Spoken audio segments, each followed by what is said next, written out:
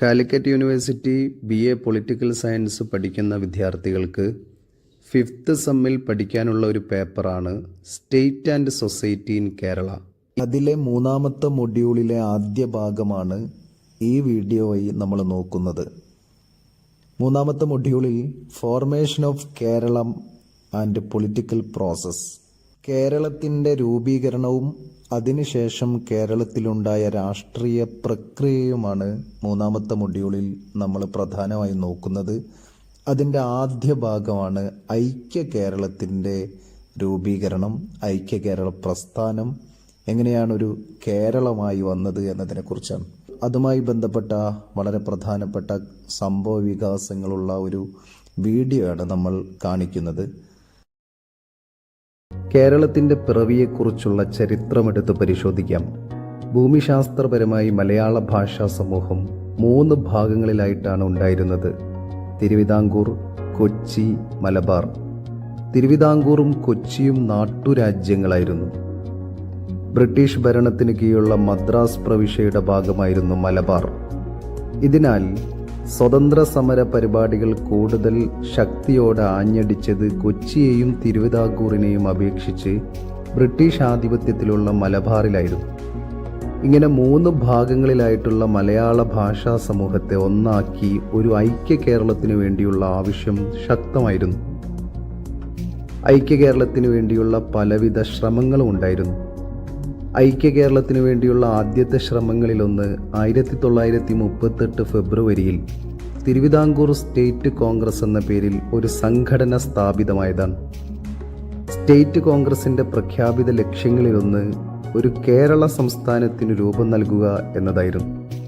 അതുപോലെ അല്പകാലത്തിനുള്ളിൽ കൊച്ചിയിൽ രൂപീകൃതമായ പ്രജാമണ്ഡലവും ഐക്യ കേരളത്തെ അതിൻ്റെ ലക്ഷ്യങ്ങളിലൊന്നായി പ്രഖ്യാപിച്ചു. അതോടൊപ്പം മലബാറിലും കേളപ്പൻ്റെ അധ്യക്ഷതയിൽ ഒരു ഐക്യ കേരള കമ്മിറ്റി പ്രവർത്തിച്ചു വരുന്നുണ്ടായിരുന്നു. ഇന്ത്യ 3 ആഴ്ചക്കകം സ്വാതന്ത്ര്യം നേടുമെന്നുറപ്പായിരുന്നു. പക്ഷേ സ്വതന്ത്രം നേടുന്ന ഇന്ത്യയിൽ ചേരില്ലെന്നും തിരുവിതാംകൂർ സ്വതന്ത്ര രാജ്യമായി നിലനിർത്തുമെന്നും അവിടുത്തെ മഹാരാജാവും ദിവാനും തീരുമാനിച്ചു. ഈ തീരുമാനത്തിനെതിരെയുള്ള പ്രതിഷേധവും തിരുവിതാംകൂറിൽ ശക്തമായി. ഐക്യ കേരളത്തിൻ്റെ നിർണായക തുടക്കം 1947 ജൂലൈ 25 ഒരു സംഭവത്തിലാണ്.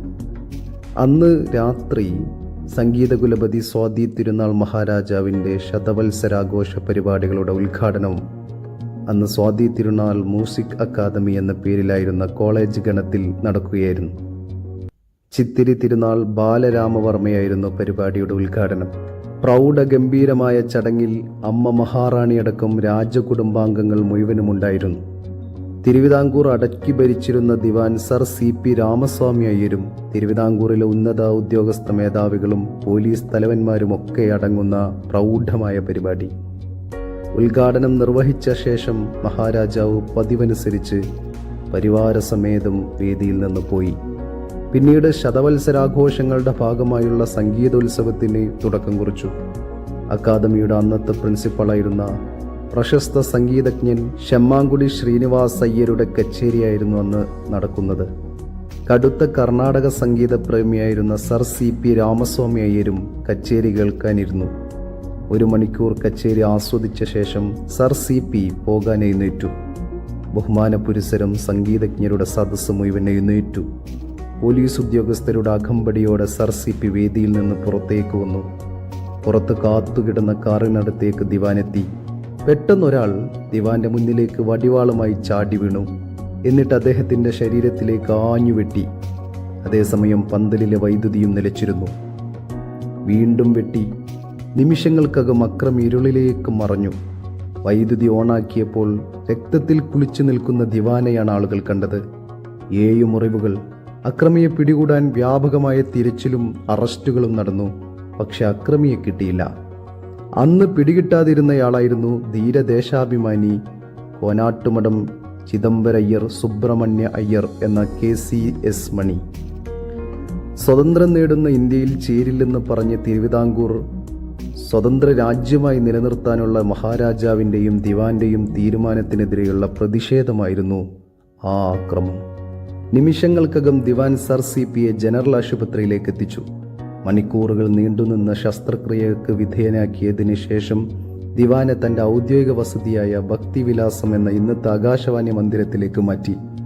ഒരാഴ്ചക്കു ശേഷം അദ്ദേഹം ഊട്ടിയിലെ തൻ്റെ വിശ്രമ സങ്കേതത്തിലേക്ക് പോയി. പിന്നീട് CP തിരുവിതാംകൂറിലേക്ക് തിരിച്ചു വന്നില്ല. വെട്ടേറ്റ CP ദിവാൻ പദവി ഒഴിഞ്ഞു.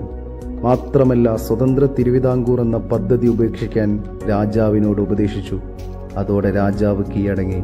അങ്ങനെയായിരുന്നു ഇന്ത്യയുമായുള്ള തിരുവിതാംകൂറിൻ്റെ ലയനം. കേരളം പിറക്കുന്നതിന് മുമ്പ് ഉണ്ടായിരുന്ന ഏറ്റവും വലിയ ആദ്യ പ്രതിബന്ധം അതോടെ അവസാനിച്ചു. പക്ഷെ അതുകൊണ്ട് മാത്രം കേരളം രൂപം കൊള്ളുന്നതിനുള്ള തടസ്സങ്ങളെല്ലാം അവസാനിച്ചില്ല. ഭാഷാടിസ്ഥാനത്തിൽ പ്രദേശങ്ങൾ പുനർനിർണയം ചെയ്യണമെന്ന വലിയ വെല്ലുവിളി ഉണ്ടായിരുന്നു. സ്വതന്ത്ര സമരത്തിന് ശക്തി ലഭിക്കണമെങ്കിൽ ദേശീയ പ്രസ്ഥാനം നാട്ടുരാജ്യങ്ങളിലേക്ക് വ്യാപിക്കണമെന്ന് കോൺഗ്രസിന് ബോധ്യപ്പെട്ടു. 1920 കോൺഗ്രസ് സമ്മേളനം ഭാഷാടിസ്ഥാനത്തിൽ പ്രദേശങ്ങൾ പുനർനിർണയം ചെയ്യണമെന്നും ആ പ്രദേശങ്ങളിൽ കോൺഗ്രസ് സമിതി രൂപീകരിക്കണമെന്നും നിർദ്ദേശിച്ചു. ഇതിൻ്റെ അടിസ്ഥാനത്തിൽ പല പ്രദേശങ്ങളിലും ഭാഷാടിസ്ഥാനത്തിൽ സംസ്ഥാന കോൺഗ്രസ് കമ്മിറ്റികൾ നിലവിൽ വന്നു. അങ്ങനെയാണ് കേരള പ്രദേശ് കോൺഗ്രസ് കമ്മിറ്റി മലയാളം സംസാരിക്കുന്നവർക്കിടയിൽ വന്നത്. പിന്നീട് EMS നമ്പൂതിരിപ്പാടിൻ്റെ കേരളം മലയാളികളുടെ മാതൃഭൂമി എന്ന പുസ്തകമിറങ്ങി. ഈ പുസ്തകം മലയാളികളുടെ എക്കാലത്തെയും ആഗ്രഹമായിരുന്ന രാഷ്ട്രീയവും സാംസ്കാരികവുമായ ഏകീകരണത്തിൻ്റെ സൈദ്ധാന്തിക രേഖയായി മാറി. കവിയായിരുന്ന ബോധേശ്വരൻ ഐക്യകേരളത്തിനു വേണ്ടി കവിതകൾ എഴുതി.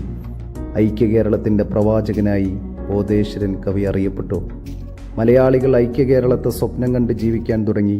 തിരുവിതാംകൂർ രാജാവും ദിവാനും ഇതിനൊക്കെ എതിരെ തിരിഞ്ഞ അതേ കാലത്ത് മറ്റൊരു മലയാളി രാജാവ് ഐക്യകേരളത്തിനു വേണ്ടി സ്വന്തം അധികാരവും രാജ്യവും വരെ കൈയൊഴിയാൻ തയ്യാറായിരുന്ന അസാധാരണ സംഭവം നടന്നു. കൊച്ചി രാജാവായിരുന്ന കേരളവർമ്മ അതോടെ ഐക്യകേരളത്തിൻ്റെ തമ്പുരാൻ എന്നറിയപ്പെട്ടു.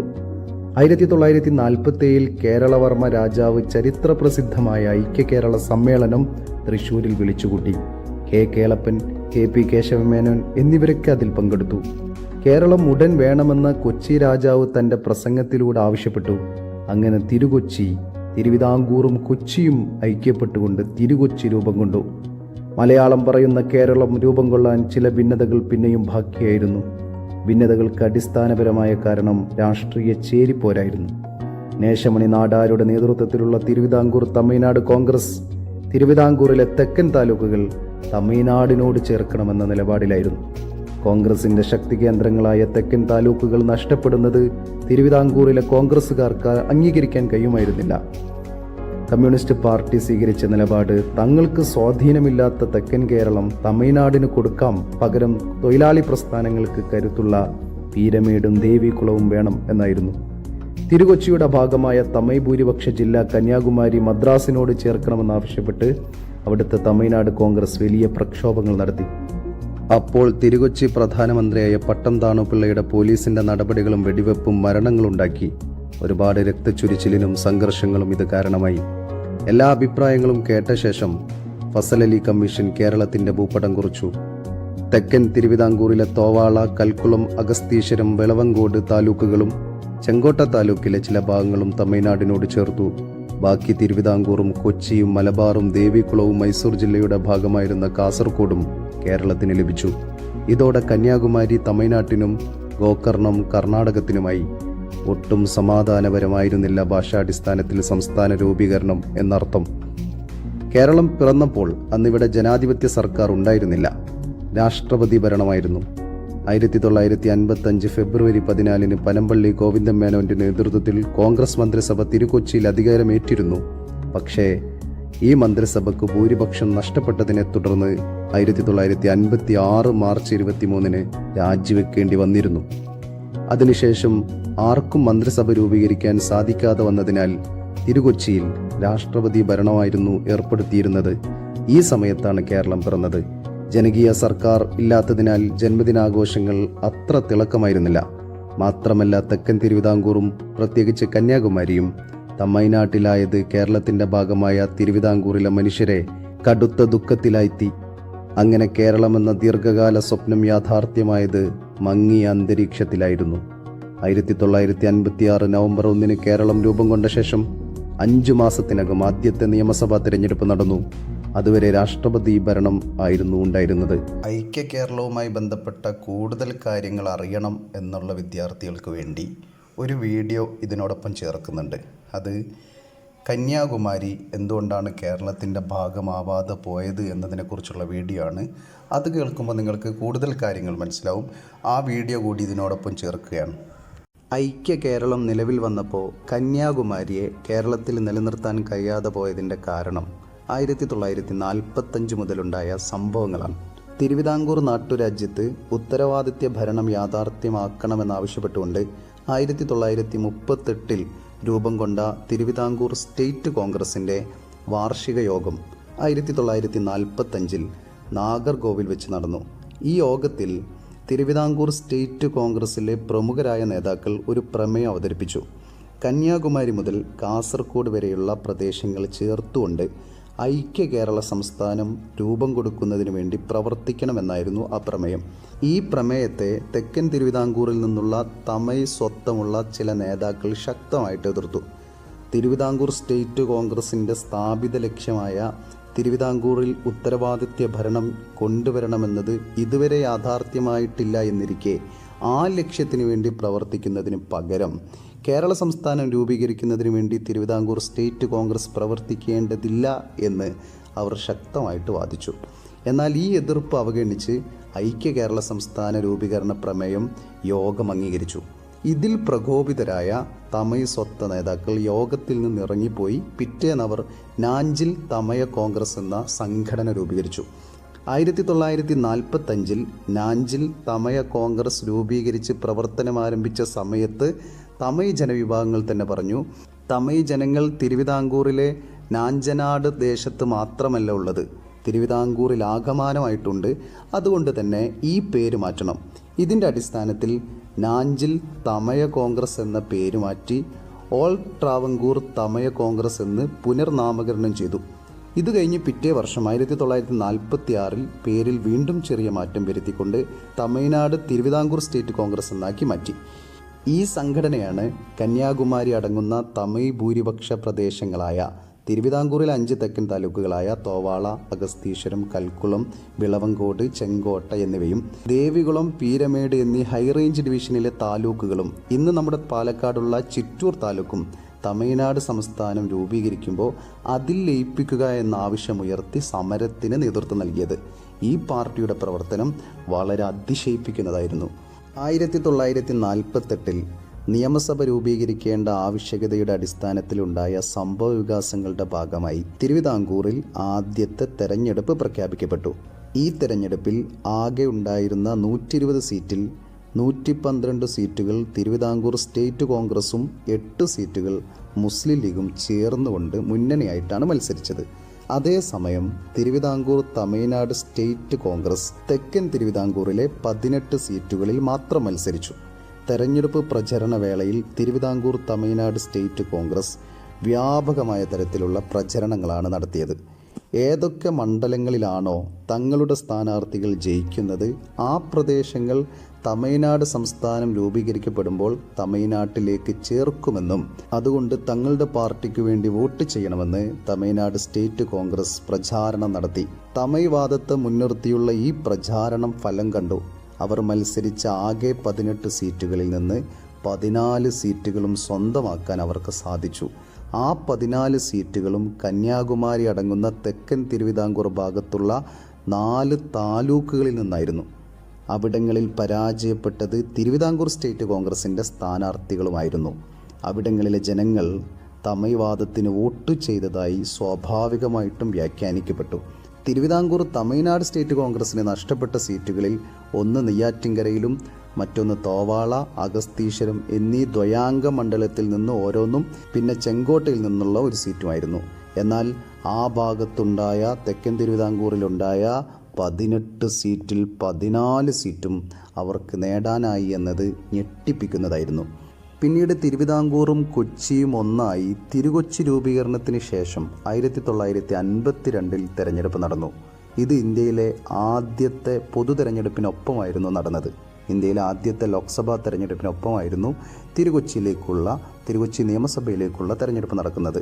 ലോക്സഭയിലേക്കും നിയമസഭയിലേക്കും ഒപ്പമാണ് തെരഞ്ഞെടുപ്പ്. ഈ സമയമായപ്പോഴേക്കും തിരുവിതാംകൂർ സ്റ്റേറ്റ് കോൺഗ്രസ് എന്ന സംഘടന ഇന്ത്യൻ നാഷണൽ കോൺഗ്രസ് പാർട്ടിയിലേക്ക് ലയിച്ചിരുന്നു. അതുകൊണ്ട് തന്നെ തിരുവിതാംകൂർ സ്റ്റേറ്റ് കോൺഗ്രസ് എന്ന പാർട്ടിയില്ല, ഇന്ത്യൻ നാഷണൽ കോൺഗ്രസ് ആയിട്ടാണ് മത്സരിക്കുന്നത്. നിയമസഭയിൽ 108 മണ്ഡലങ്ങളാണ് ഉണ്ടായിരുന്നത്. ഇതിൽ തിരുവിതാംകൂർ തമിഴ്നാട് സ്റ്റേറ്റ് കോൺഗ്രസ് മത്സരിച്ചത് 12 സീറ്റുകളിലായിരുന്നു. ഈ 12 സീറ്റിൽ 8 സീറ്റുകളും അവർക്ക് ജയിക്കാൻ സാധിച്ചു. ജയിച്ച 8 മണ്ഡലങ്ങളിൽ 7 മണ്ഡലങ്ങളും തെക്കൻ തിരുവിതാംകൂർ ഭാഗത്തുള്ളതായിരുന്നു. തെക്കൻ തിരുവിതാംകൂറിൽ 3 മണ്ഡലങ്ങളിൽ മാത്രമാണ് അവർ പരാജയപ്പെട്ടത്. എങ്കിലും അവിടെ നിന്ന് 7 സീറ്റുകൾ അവർ നേടിയെടുത്തു. പിന്നെ അവർ ജയിച്ച ഒരു സീറ്റ് എന്ന് പറയുന്നത് ദേവികുളം പീരുമേട് താലൂക്കിലെ ദ്വയാംഗ മണ്ഡലത്തിലെ ഒരു സീറ്റുമായിരുന്നു. ഈ തെരഞ്ഞെടുപ്പ് ഫലം തെളിയിക്കുന്നത് തമിഴ് മൂവ്മെൻ്റ് എന്നത് തെക്കൻ തിരുവിതാംകൂറിൽ മാത്രം ഒതുങ്ങി നിൽക്കാതെ മറ്റു പ്രദേശങ്ങളിലും വ്യാപിച്ചിരിക്കുന്നു എന്നാണ് മനസ്സിലായത്. കാരണം ദേവികുളം പീരുമേട് താലൂക്കിലെ ദ്വയാംഗ മണ്ഡലത്തിലെ ഒരു സീറ്റ് അവർ വിജയിച്ചിരിക്കുന്നു. മാത്രമല്ല, ലോക്സഭാ സീറ്റിൽ തെക്കൻ തിരുവിതാംകൂർ താലൂക്കുകളെ പ്രതിനിധീകരിക്കുന്ന നാഗർകോവിൽ ലോക്സഭാ മണ്ഡലത്തിൽ തിരുവിതാംകൂർ തമിഴ്നാട് സ്റ്റേറ്റ് കോൺഗ്രസ് സ്ഥാനാർത്ഥിയായ നേശമണി മൃഗീയ ഭൂരിപക്ഷത്തോടെ വിജയിച്ചു. അതോടൊപ്പം ഒരു രാജ്യസഭാ സീറ്റും അവർ ജയിപ്പിച്ചെടുത്തു. നിയമസഭയിൽ 16 ആളുകളുടെ പിന്തുണയുണ്ടെങ്കിലേ ഒരു രാജ്യസഭാ സീറ്റ് ജയിപ്പിച്ചെടുക്കാൻ സാധിക്കൂ എന്നിരിക്കെ ആകെ 8 സീറ്റ് മാത്രമുള്ള നിയമസഭയിൽ 8 സീറ്റ് മാത്രമുള്ള തിരുവിതാംകൂർ തമിഴ്നാട് സ്റ്റേറ്റ് കോൺഗ്രസ് ബാക്കി കുറച്ച് അംഗങ്ങളുടെ കൂടി വോട്ടുകൾ സമാഹരിച്ചുകൊണ്ട് ഒരു രാജ്യസഭാ സ്ഥാനാർത്ഥിയെ കൂടി ജയിപ്പിച്ചെടുക്കുകയായിരുന്നു. അപ്പോൾ തിരുവിതാംകൂർ തമിഴ്നാട് സ്റ്റേറ്റ് കോൺഗ്രസ് പാർട്ടിയുടെ 1952 തെരഞ്ഞെടുപ്പ് അംഗബലം എന്നത് നിയമസഭയിൽ 8ഉം ലോക്സഭയിൽ 1ഉം രാജ്യസഭയിൽ 1ഉം ആയിരുന്നു. മലയാളി വിരുദ്ധ പ്രസ്ഥാനം എത്രമാത്രം ശക്തമായിരുന്നു എന്നാണ് നമുക്ക് ഇതിലൂടെ മനസ്സിലാക്കാൻ സാധിക്കുന്നത്. 1954 വീണ്ടും തിരുക്കൊച്ചി നിയമസഭയിലേക്ക് തെരഞ്ഞെടുപ്പ് നടന്നു. ആകെ 111 സീറ്റുകളിൽ 45 സീറ്റുകൾ ഇന്ത്യൻ നാഷണൽ കോൺഗ്രസ് വിജയിച്ചു. അതേസമയം തിരുവിതാംകൂർ തമിഴ്നാട് സ്റ്റേറ്റ് കോൺഗ്രസ് 14 സീറ്റുകളിലേക്ക് മത്സരിച്ചു. അതിൽ 12 സീറ്റുകൾ അവർ സ്വന്തമാക്കി. അവർക്ക് ആകെ നഷ്ടപ്പെട്ടത് തെക്കൻ തിരുവിതാംകൂറിലെ 2 സീറ്റുകൾ മാത്രമാണ്. വളരെ പ്രധാനപ്പെട്ട മറ്റൊരു കാര്യം, ഹൈറേഞ്ച് ഡിവിഷനിലെ ദേവികുളം പീരുമേട് മണ്ഡലത്തിലെ 2 സീറ്റുകളും അവർ വിജയിച്ചു. ഇതോടെ തമിഴ് വാദം ഹൈറേഞ്ച് ഡിവിഷനിലും വ്യാപിച്ചു എന്നാണ് തെരഞ്ഞെടുപ്പ് ഫലം തെളിയിക്കുന്നത്. ഈ പാർട്ടിയുടെ വിജയം ഐക്യ കേരള പ്രസ്ഥാനം യാഥാർത്ഥ്യമാക്കുന്നതിനുള്ള വലിയ തടസ്സമായി മാറി.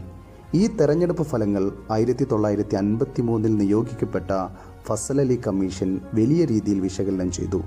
ഈ തെരഞ്ഞെടുപ്പ് ഫലം സൂചിപ്പിക്കുന്നത് ഈ പ്രദേശങ്ങളിലെ ജനങ്ങൾക്ക് തമിഴ്നാട് സംസ്ഥാനം രൂപീകരിക്കുമ്പോൾ തമിഴ്നാടിനോട് ചെന്നു ചേരണമെന്നാണ് ആഗ്രഹമെന്ന് വിലയിരുത്തപ്പെട്ടു. ഇതിൻ്റെ ഭാഗമായി 1955 ഫസൽ അലി കമ്മീഷൻ റിപ്പോർട്ട് സമർപ്പിച്ചപ്പോൾ തിരുവിതാംകൂറിലെ 5 തെക്കൻ താലൂക്കുകളായ തോവാള, അഗസ്തീശ്വരം, കൽക്കുളം, വിളവങ്കോട്, ചെങ്കോട്ട എന്നിവ മദ്രാസ് സംസ്ഥാനത്തിന് തമിഴ്നാട്ടിന് കൈമാറാൻ കമ്മീഷൻ തീരുമാനിച്ചു. അതേസമയം ഹൈറേഞ്ചിലെ 2 താലൂക്കുകളായ ദേവികുളം, പീരുമേട് എന്നിവ കേരളത്തിൽ നിലനിർത്താനും തീരുമാനിച്ചു. ഇവ നിലനിർത്തുന്നതിന് വേണ്ടി വളരെ തന്ത്രപരമായ പ്രവർത്തനങ്ങളാണ് തിരുക്കൊച്ചി മുഖ്യമന്ത്രിയായിരുന്ന പട്ടം താണുപിള്ളയുടെ നേതൃത്വത്തിൽ നടന്നത്. ഹൈറേഞ്ച് ഡിവിഷനിൽ ഹൈറേഞ്ച് കോളനൈസേഷൻ എന്ന പേരിൽ ഹൈറേഞ്ചിൽ ഒരു മലയാളി കുടിയേറ്റം പ്രോത്സാഹിപ്പിക്കുന്നതിന് വേണ്ടി ഒരു പദ്ധതി തിരുക്കൊച്ചി സർക്കാർ പ്രഖ്യാപിച്ചു. പദ്ധതിക്ക് വേണ്ടി 50,000 ഏക്കർ ഭൂമി ഏറ്റെടുത്തു. ഇതിലെ 10,000 ഏക്കർ ഭൂമി പോലീസ് സ്റ്റേഷൻ, ഹോസ്പിറ്റൽ തുടങ്ങിയ പൊതു ആവശ്യത്തിന് വേണ്ടി മാറ്റിവെച്ചു. 8,000 കുടുംബത്തിന് 5 ഏക്കർ വീതം സ്ഥലം കൊടുത്തുകൊണ്ട് അവിടെ എത്തിക്കുന്നതിന് വേണ്ടി 40,000 ഏക്കർ ഭൂമി മാറ്റിവെച്ചു. ഇതിനെതിരെ പിന്നീട് തിരുവിതാംകൂർ തമിഴ്നാട് സ്റ്റേറ്റ് കോൺഗ്രസിൻ്റെ നേതൃത്വത്തിൽ വലിയ പ്രക്ഷോഭങ്ങൾ നടന്നെങ്കിലും ആ പ്രദേശം കേരളത്തോട് തന്നെ ചേർക്കാൻ ഫസൽ അലി കമ്മീഷൻ തീരുമാനിച്ചു. കന്യാകുമാരി മുതൽ കാസർഗോഡ് വരെയുള്ള കേരളം എന്ന സ്വപ്നത്തിൽ കന്യാകുമാരി പെടാതെ പോയതിൻ്റെ കാരണങ്ങൾ അന്നുണ്ടായിരുന്ന ഈ സംഭവങ്ങളായിരുന്നു. ഐക്യ കേരളത്തിൻ്റെ രൂപീകരണം. കേരളത്തിൻ്റെ പിറവിയെക്കുറിച്ചുള്ള ചരിത്രമെടുത്ത് പരിശോധിക്കാം. ഭൂമിശാസ്ത്രപരമായി മലയാള ഭാഷാ സമൂഹം 3 ഭാഗങ്ങളിലായിട്ടാണ് ഉണ്ടായിരുന്നത്: തിരുവിതാംകൂർ, കൊച്ചി, മലബാർ. തിരുവിതാംകൂറും കൊച്ചിയും നാട്ടുരാജ്യങ്ങളായിരുന്നു. ബ്രിട്ടീഷ് ഭരണത്തിന് കീഴിലുള്ള മദ്രാസ് പ്രവിശ്യയുടെ ഭാഗമായിരുന്നു മലബാർ. ഇതിനാൽ സ്വതന്ത്ര സമര പരിപാടികൾ കൂടുതൽ ശക്തിയോടെ ആഞ്ഞടിച്ചത് കൊച്ചിയെയും തിരുവിതാംകൂറിനെയും അപേക്ഷിച്ച് ബ്രിട്ടീഷ് ആധിപത്യത്തിലുള്ള മലബാറിലായിരുന്നു. ഇങ്ങനെ 3 ഭാഗങ്ങളിലായിട്ടുള്ള മലയാള ഭാഷാ സമൂഹത്തെ ഒന്നാക്കി ഒരു ഐക്യ കേരളത്തിനു വേണ്ടിയുള്ള ആവശ്യം ശക്തമായിരുന്നു. ഐക്യ കേരളത്തിനു വേണ്ടിയുള്ള പലവിധ ശ്രമങ്ങളും ഉണ്ടായിരുന്നു. ഐക്യ കേരളത്തിനു വേണ്ടിയുള്ള ആദ്യത്തെ ശ്രമങ്ങളിലൊന്ന് 1938 ഫെബ്രുവരിയിൽ തിരുവിതാംകൂർ സ്റ്റേറ്റ് കോൺഗ്രസ് എന്ന പേരിൽ ഒരു സംഘടന സ്ഥാപിതമായതാണ്. സ്റ്റേറ്റ് കോൺഗ്രസിന്റെ പ്രഖ്യാപിത ലക്ഷ്യങ്ങളിലൊന്ന് ഒരു കേരള സംസ്ഥാനത്തിന് രൂപം നൽകുക എന്നതായിരുന്നു. അതുപോലെ അല്പകാലത്തിനുള്ളിൽ കൊച്ചിയിൽ രൂപീകൃതമായ പ്രജാമണ്ഡലവും ഐക്യ കേരളത്തെ അതിൻ്റെ ലക്ഷ്യങ്ങളിലൊന്നായി പ്രഖ്യാപിച്ചു. അതോടൊപ്പം മലബാറിലും കേളപ്പൻ്റെ അധ്യക്ഷതയിൽ ഒരു ഐക്യ കേരള കമ്മിറ്റി പ്രവർത്തിച്ചു വരുന്നുണ്ടായിരുന്നു. ഇന്ത്യ 3 ആഴ്ചക്കകം സ്വാതന്ത്ര്യം നേടുമെന്നുറപ്പായിരുന്നു. പക്ഷേ സ്വതന്ത്രം നേടുന്ന ഇന്ത്യയിൽ ചേരില്ലെന്നും തിരുവിതാംകൂർ സ്വതന്ത്ര രാജ്യമായി നിലനിർത്തുമെന്നും അവിടുത്തെ മഹാരാജാവും ദിവാനും തീരുമാനിച്ചു. ഈ തീരുമാനത്തിനെതിരെയുള്ള പ്രതിഷേധവും തിരുവിതാംകൂറിൽ ശക്തമായി. ഐക്യ കേരളത്തിൻ്റെ നിർണായക തുടക്കം 1947 ജൂലൈ 25 ഒരു സംഭവത്തിലാണ്. അന്ന് രാത്രി സംഗീതകുലപതി സ്വാതി തിരുനാൾ മഹാരാജാവിൻ്റെ ശതവത്സരാഘോഷ പരിപാടികളുടെ ഉദ്ഘാടനം അന്ന് സ്വാതി തിരുനാൾ മ്യൂസിക് അക്കാദമി എന്ന പേരിലായിരുന്ന കോളേജ് ഗണത്തിൽ നടക്കുകയായിരുന്നു. ചിത്തിരി തിരുനാൾ ബാലരാമവർമ്മയായിരുന്നു പരിപാടിയുടെ ഉദ്ഘാടനം. പ്രൗഢഗംഭീരമായ ചടങ്ങിൽ അമ്മ മഹാറാണി അടക്കം രാജകുടുംബാംഗങ്ങൾ മുഴുവനുമുണ്ടായിരുന്നു. തിരുവിതാംകൂർ അടക്കി ഭരിച്ചിരുന്ന ദിവാൻ സർ CP രാമസ്വാമി അയ്യരും തിരുവിതാംകൂറിലെ ഉന്നത ഉദ്യോഗസ്ഥ മേധാവികളും പോലീസ് തലവന്മാരുമൊക്കെ അടങ്ങുന്ന പ്രൗഢമായ പരിപാടി. ഉദ്ഘാടനം നിർവഹിച്ച ശേഷം മഹാരാജാവ് പതിവനുസരിച്ച് പരിവാരസമേതം വേദിയിൽ നിന്ന് പോയി. പിന്നീട് ശതവത്സരാഘോഷങ്ങളുടെ ഭാഗമായുള്ള സംഗീതോത്സവത്തിന് തുടക്കം കുറിച്ചു. അക്കാദമിയുടെ അന്നത്തെ പ്രിൻസിപ്പളായിരുന്ന പ്രശസ്ത സംഗീതജ്ഞൻ ശമ്മാങ്കുടി ശ്രീനിവാസ് അയ്യരുടെ കച്ചേരിയായിരുന്നു അന്ന് നടക്കുന്നത്. കടുത്ത കർണാടക സംഗീത പ്രേമിയായിരുന്ന സർ CP രാമസ്വാമി അയ്യരും കച്ചേരി കേൾക്കാനിരുന്നു. 1 മണിക്കൂർ കച്ചേരി ആസ്വദിച്ച ശേഷം സർ CP പോകാൻ എഴുന്നേറ്റു. ബഹുമാനപുരസരം സംഗീതജ്ഞരുടെ സദസ്സ് മുഴുവൻ എഴുന്നേറ്റു. പോലീസ് ഉദ്യോഗസ്ഥരുടെ അകമ്പടിയോടെ സർ CP വേദിയിൽ നിന്ന് പുറത്തേക്ക് വന്നു. പുറത്ത് കാത്തുകിടന്ന കാറിനടുത്തേക്ക് ദിവാനെത്തി. പെട്ടെന്നൊരാൾ ദിവാന്റെ മുന്നിലേക്ക് വടിവാളുമായി ചാടി വീണു. എന്നിട്ട് അദ്ദേഹത്തിന്റെ ശരീരത്തിലേക്ക് ആഞ്ഞുവെട്ടി. അതേസമയം പന്തലിലെ വൈദ്യുതിയും നിലച്ചിരുന്നു. വീണ്ടും വെട്ടി. നിമിഷങ്ങൾക്കകം അക്രമി ഇരുളിലേക്ക് മറഞ്ഞു. വൈദ്യുതി ഓണാക്കിയപ്പോൾ രക്തത്തിൽ കുളിച്ചു നിൽക്കുന്ന ദിവാനെയാണ് ആളുകൾ കണ്ടത്. 7 മുറിവുകൾ. അക്രമിയെ പിടികൂടാൻ വ്യാപകമായ തിരച്ചിലും അറസ്റ്റുകളും നടന്നു. പക്ഷെ അക്രമിയെ കിട്ടിയില്ല.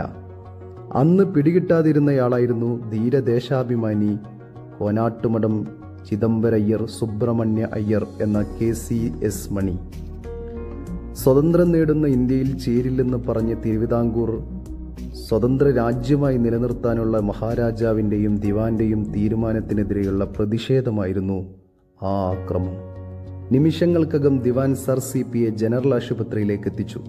മണിക്കൂറുകൾ നീണ്ടുനിന്ന ശസ്ത്രക്രിയക്ക് വിധേയനാക്കിയതിന് ശേഷം ദിവാനെ തൻ്റെ ഔദ്യോഗിക വസതിയായ ഭക്തിവിലാസം എന്ന ഇന്നത്തെ ആകാശവാണി മന്ദിരത്തിലേക്ക് മാറ്റി. ഒരാഴ്ചക്കു ശേഷം അദ്ദേഹം ഊട്ടിയിലെ തൻ്റെ വിശ്രമ സങ്കേതത്തിലേക്ക് പോയി. പിന്നീട് CP തിരുവിതാംകൂറിലേക്ക് തിരിച്ചു വന്നില്ല. വെട്ടേറ്റ CP ദിവാൻ പദവി ഒഴിഞ്ഞു. മാത്രമല്ല സ്വതന്ത്ര തിരുവിതാംകൂർ എന്ന പദ്ധതി ഉപേക്ഷിക്കാൻ രാജാവിനോട് ഉപദേശിച്ചു. അതോടെ രാജാവ് കീഴടങ്ങി. അങ്ങനെയായിരുന്നു ഇന്ത്യയുമായുള്ള തിരുവിതാംകൂറിൻ്റെ ലയനം. കേരളം പിറക്കുന്നതിന് മുമ്പ് ഉണ്ടായിരുന്ന ഏറ്റവും വലിയ ആദ്യ പ്രതിബന്ധം അതോടെ അവസാനിച്ചു. പക്ഷെ അതുകൊണ്ട് മാത്രം കേരളം രൂപം കൊള്ളുന്നതിനുള്ള തടസ്സങ്ങളെല്ലാം അവസാനിച്ചില്ല. ഭാഷാടിസ്ഥാനത്തിൽ പ്രദേശങ്ങൾ പുനർനിർണയം ചെയ്യണമെന്ന വലിയ വെല്ലുവിളി ഉണ്ടായിരുന്നു.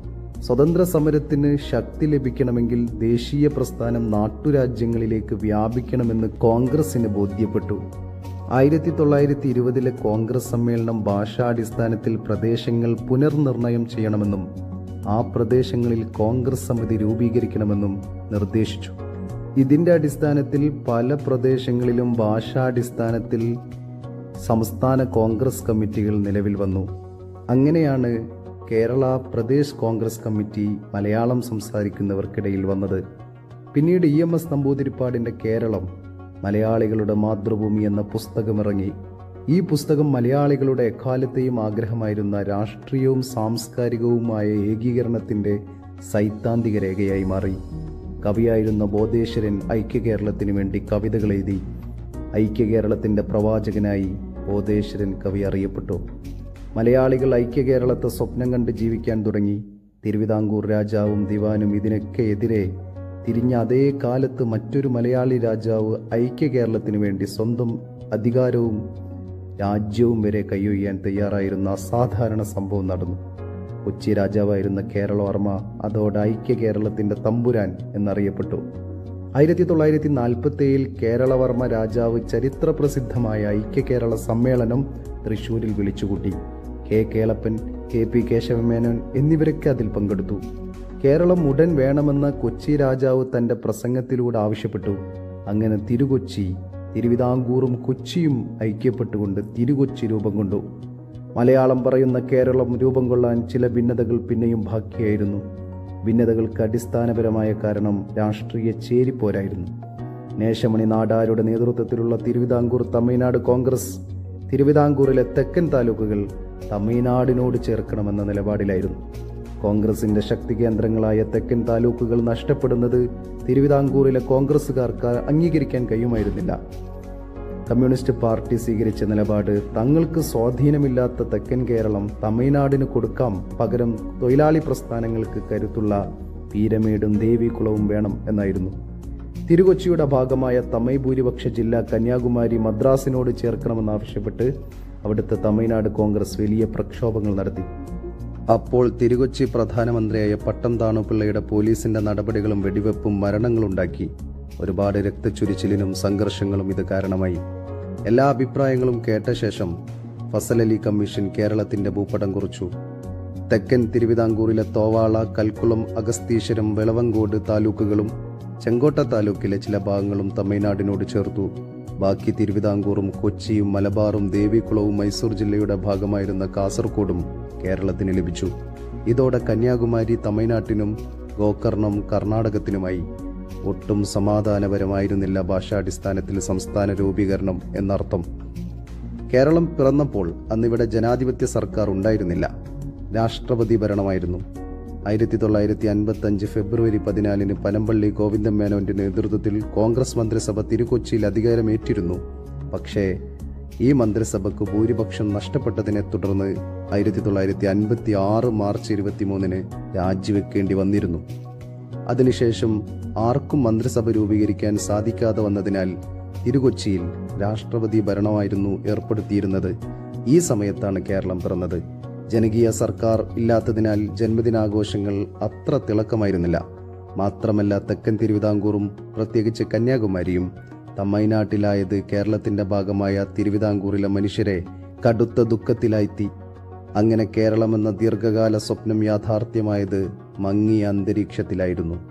1956 നവംബർ 1 കേരളം രൂപം കൊണ്ട ശേഷം 5 മാസത്തിനകം ആദ്യത്തെ നിയമസഭാ തിരഞ്ഞെടുപ്പ് നടന്നു. അതുവരെ രാഷ്ട്രപതി ഭരണം ആയിരുന്നു ഉണ്ടായിരുന്നത്. കേരളത്തിൽ ആദ്യ നിയമസഭാ തിരഞ്ഞെടുപ്പിനെ കുറിച്ചുള്ള ചരിത്രം നമുക്ക് അടുത്ത വീഡിയോയിൽ കാണാം.